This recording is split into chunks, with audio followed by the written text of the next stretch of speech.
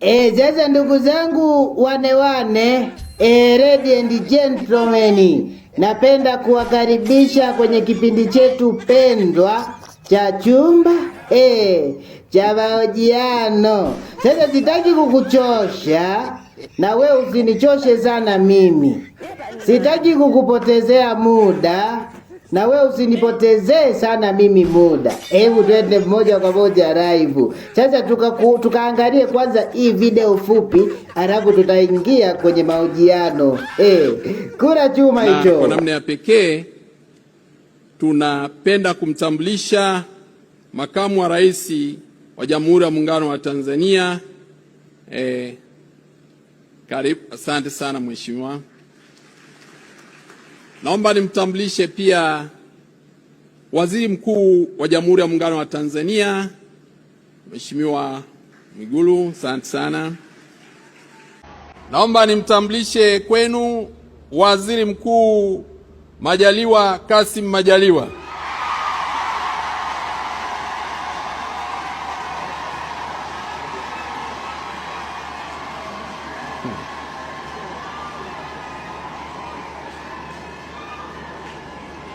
Na kwa sababu mmewashangilia, asante.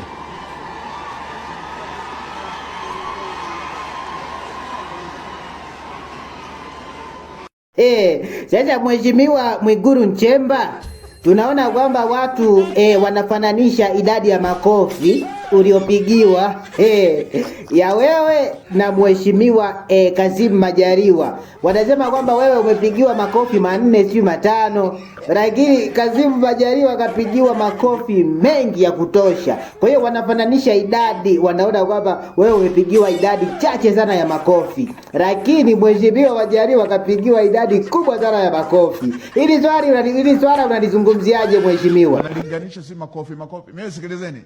Mimi sijaletwa kwa ajili ya kupendwa.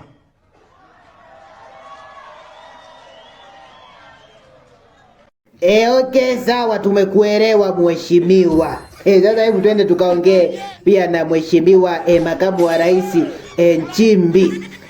Mheshimiwa Emmanuel Nchimbi, tunaona kwamba idadi ya makofi imekuwa makubwa sana kwa Kassim Majaliwa. Lakini na wewe pia tumeona umepokea idadi ndogo sana ya makofi. Unazungumziaje hili swala? Watu kama kina Mzee Warioba, kina Majaliwa wakisimama hapa, vigelegele hivi vinafanya walioko kazini wajue na sisi siku moja tunataka vigelegele.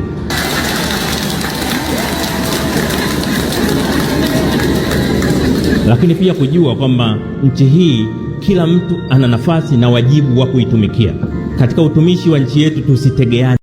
Sasa Mheshimiwa, pia tunaona kuna watu wanagombana kwa swala mambo ya kivyama. Yaani haya mambo ya kivyama inawafanya watu wagombane. Ili swala kwako limekaaje Mheshimiwa? Mimi hata mambo ya kugombana kivyama mimi siyapendi sana, ujinga tu. Nchi yenu moja, nchi yenu wote, mnagombana nini? Mtakuwa mashahidi. Hata nilipokuwa katibu mkuu wa chama, nikisikia mwana CCM ameongea maneno ya hovyo zidi ya upinzani, nilikuwa nakemea mara moja. Kwa sababu ni ujinga tu.